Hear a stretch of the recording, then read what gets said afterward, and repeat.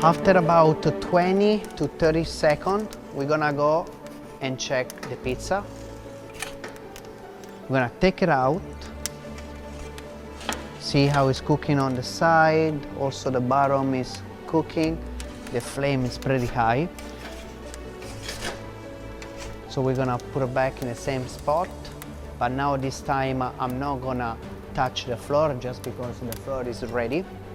So I don't need to cook in the floor even more, the bottom of the pizza. I'm gonna give you a couple extra turning.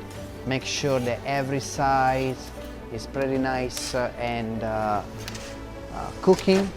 The mozzarella is melting, the tomato is cooking, the oil is cooking on the pizza.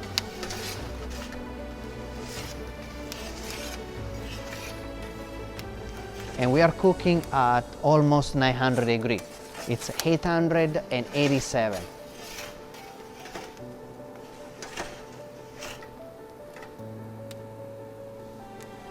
And the pizza is ready.